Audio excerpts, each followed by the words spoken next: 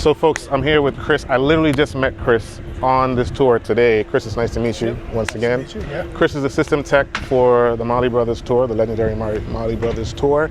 And he's going to take us through at least what you're using on this tour and kind of your approach to system tuning every day at different venues, some of the challenges you usually face as a system guy, and just a little advice for some of the younger guys out there who are trying to do what you're doing. Yep. You know? So out here on the Marley Brothers, we got K1 we got on the big venues at least, we got 12K1 over 4K2, and then on the sides we got 14K2. Nice. We also are flying 4 SP28s, and on the ground we have 1, 2, 3, 4, 6. We got 24 SP28s on the ground as well. Yeah. It's a lot. It's reggae, so yeah. It's gotta have that thump, that kick. Yeah. We got some A15s and A10s for front fills as well. Front fills. Yeah, I didn't recognize what they were, so thanks for letting me know. I wasn't familiar with those. So yeah, walk us through, kind of what your approach is, walking in the day, get your rig up, get your stuff up in the air, and then what do you do? What do you usually do from there? What's your approach from there? So my first step in the morning is, when they come in to do pre-rig, I'm coming in and measuring out the venue, so I can put it in my software, Sound Vision. Yep. And that's really where a lot of the, a lot of the work is getting done, because if I mess it up there, it's really hard to correct it. Using EQ and stuff like that. So, So I'll take my measurements, put that in. I'll take about 15 minutes, 30 minutes doing that. Put in all the settings and type it into my spreadsheet, which I'll then send off to the PA guys. Okay. Who usually have already started, running theater and that type of stuff. Right. Then once the PA's up in the air and angled where we want it to, I'll start time aligning, and I always start somewhere around front of house, directly on axis with the PA. Okay. I'll time align the subs to the main and the air subs too. So your mains are your zero. That's your zero reference, pretty much. Mains are my zero reference. Okay. Yeah, I'll usually the first day of the tour, I'll take a measurement of both and usually push the mains back so that they're always going to be behind the subs by a foot or two. So okay.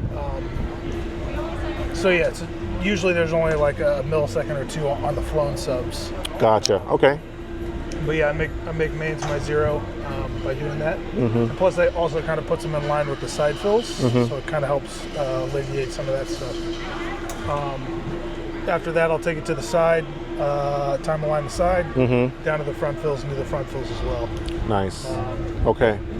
And then when it comes to your main PA, or even your sides, since you have so many, how many zones are you doing on this particular? There are two boxes per circuit. Okay. So on this one, what are we at, 16? So I have 8. I have more than that. Yeah, I have 8 zones basically. Okay. And then on the side hands, I got 7. So. Okay. I'm not the biggest L-acoustic guy, but I understand that their rule of thumb usually is that they don't believe, I use that term loosely, in shading their boxes. Yeah, most of that comes from like messing with the phase alignment. As you shade, you're changing the crossover point for the stuff that's coupling. Okay. I don't have a lot of shading. I kind of so with Sound Vision you can put it in some of like the drop off that you want. Okay. And it'll run some calculations and put some filters in for you. Oh, nice. All right. So that's kind of how you do it. But mostly when you're trying to achieve that volume, you're going to do it with your splay at the beginning. So that's like kind of hopefully I don't have to make up for that with the volume, and I can do it by having, I'm going to have 2 boxes in this area, where further away I need 3 or 4 boxes to get that volume. Nice. Okay, and so now you've got your rig up, you've tuned it, you've time aligned it, everything is going, you're in show. How are you monitoring as a system guy what's happening with the PA? Yep. As opposed to what the front of house guy is hearing, and what the relationship is like between you and the front of house. First few songs, I'm kind of sitting around just making sure veer's good, making sure nothing pops out. So once we're kind of settled in after a couple, songs and it's responding the way we want, I'll take a walk around and make sure that coverage is pretty much even. Right. And mostly I'm trying to hit a few areas side to side of the whole venue about where front of house is. I'll walk down to the pit, make sure the subs are hitting down there and the front fills are timed and loud enough and all that good stuff. Okay. And then I'm going to take a walk basically up the side and back and forth between the side and the main to make sure it's still coverage good all the way up to the back. Nice, nice, nice. Okay. So just to backtrack a little bit in terms of your background in engineering, have you always been a system tech? Have you been a front of house guy before? I started out as a PA guy. Okay. Did a couple gigs as a monitor tech and then moved out to front of house. So most of my experience over the past, I've been touring for 12 years now. Okay. And probably 7.5 of those have been at front of house. So Oh wow, nice. 7, Okay. something like that. So yeah, it's most of it's been out front. Yeah. Very nice. I don't know if I'm going to get Veer on camera. Sure. So I wanted to ask you a very important question. I believe, I'm not sure, I have to trace it back and see. Yeah. He started the tour out with Quantum 338, and then somewhere mid-tour, He he switched swapped. to the 8, so he to started. the 8. He started with the Q7. Oh, okay. Okay. Q7's the modified SC7 with quantum engines in it.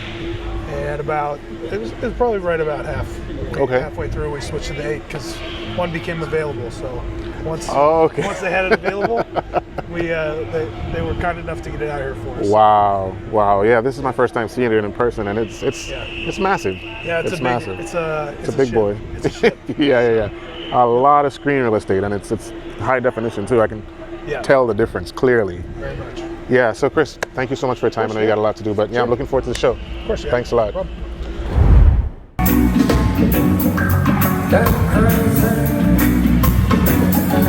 Get crazy.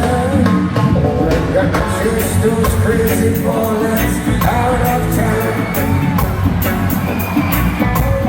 Chase those crazy bullets out of town.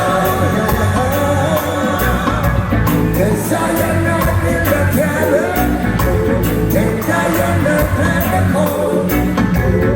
In that my people performing, slave for this country.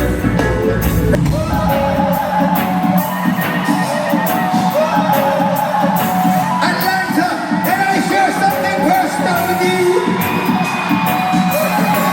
Alright, welcome. I'm in Junior Gang, but they don't know it.